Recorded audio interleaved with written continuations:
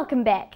Support for our elderly community in the wake of the earthquake was a central theme at the Christchurch Convention Centre this week as hundreds of people turned out for the 4th annual International Older Persons Day.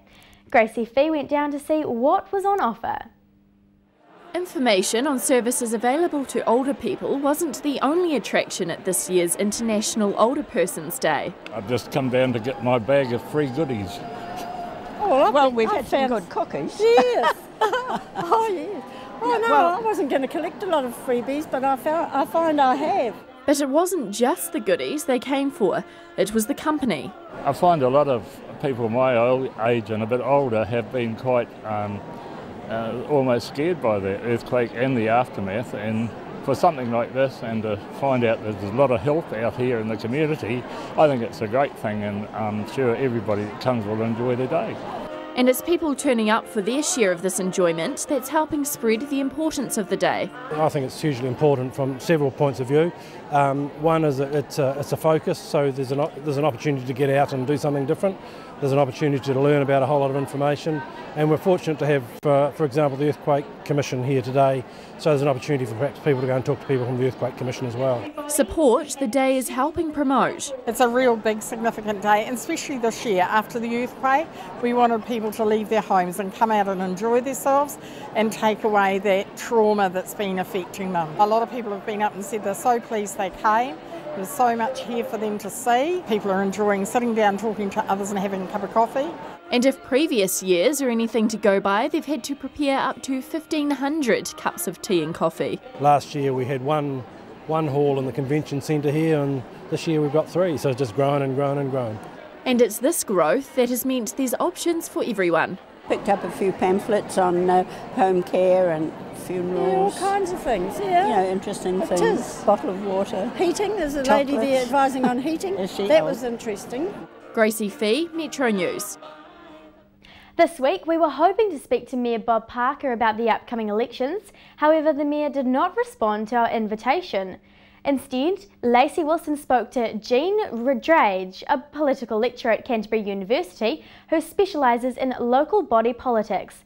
She asked her what she thought about the effect of the earthquake on the election. How has the earthquake distorted local body elections? Well, it's distorted it considerably. There's a lot of change that's happened as a result, as you would expect when you have such a large event happening in the middle of any type of process. Firstly, it's probably changed the result of the mayoral campaign. Secondly, I think it's had a big impact on the turnout. Although it's hard to know how much of that is to do with the earthquake versus the fact that we've got a very, very good contest on for the mayoralty this time. Do you think real issues, things that were issues before the earthquake, have sort of been pushed into the background because of the earthquake? Oh yes, absolutely, they have, yes. I mean, we've heard, it's interesting that as time goes on, they're starting to reappear, the whole issue, you know, the issues of the last 3 years that this council has had around accountability and transparency, the issues around how they've chosen to spend their money.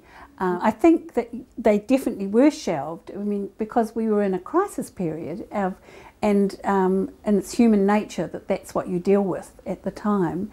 And I mean, you only have to read the paper or hear from people, you know, they're going to vote a particular way because of something that happened in the earthquake. Of course it's changed the agenda.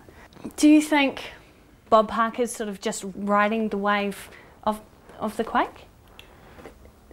I think it's been very hard for the people that are standing for this election because of that perspective. Certainly to begin with, the expectation was that Bob would lead the recovery. You know, he had a strong role as leader. But I think the reality is that when you're standing for a campaign, you're standing for elected office, there is an element of accountability in that elected office, which is really important for people to understand. It's an element That's been an issue in the last 3 years of this council, and I think it's really important that you understand that and you front up for that perspective.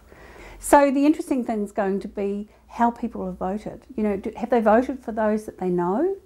Which tends to be in a crisis the way that people will go. They'll go to who they know, or will they vote for those who have become more prominent during this, recovery period? That's going to be the quick answer that's the answer we're all looking forward to on Saturday. So, in your opinion, who do you think's going to win on Saturday? Well, I don't have a crystal ball. I think that, the polling we've had in the last few weeks show that Bob Parker's ahead. The only thing that I would say is that I think it's going to be a close result. It's really good to have a mayor that knows that they've only just got in, and so that whole issue of accountability remains on the table. Cool, thank you very much for your time. No matter who wins Saturday's election, one thing is for sure, our future council will have to deal with the city's graffiti problem. Whether it be eyesore or artwork, it's costing the ratepayer nearly $1 million per year. This report from Claire Martin. Hundreds of youths are ushered through the district courts every year for it, but that's not stopping them. The council say they're doing all they can to combat graffiti, but it comes at a cost. The actual cost to the residents for the contract clean-up in the last 12 months was just over $800,000. So that's direct money from the ratepayers paying for the clean-up. It seems a lot, but it's actually $200,000 less than the previous year. And Christchurch-based Project Legit says it could be thanks to them.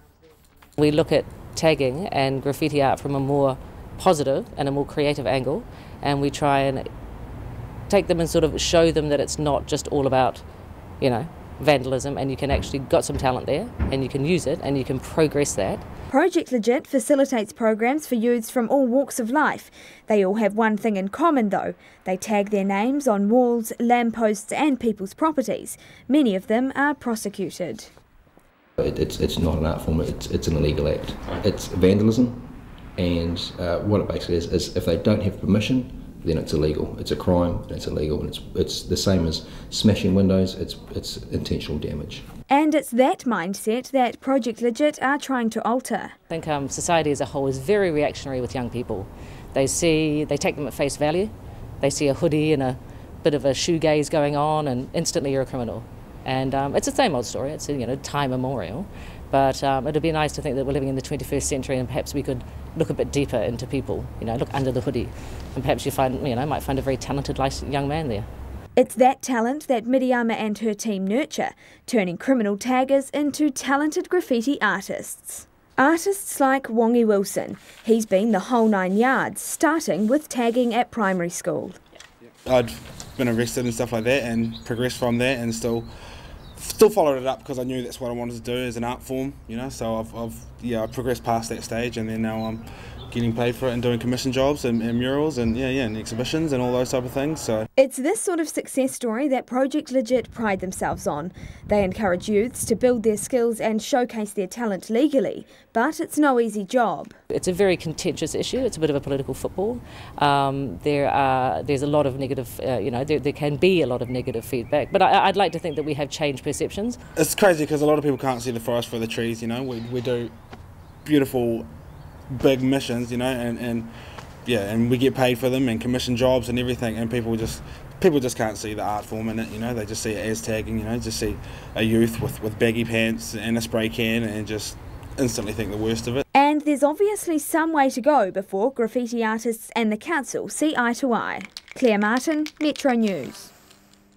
Coming up after the break, a Canterbury athlete with her eyes on the prize.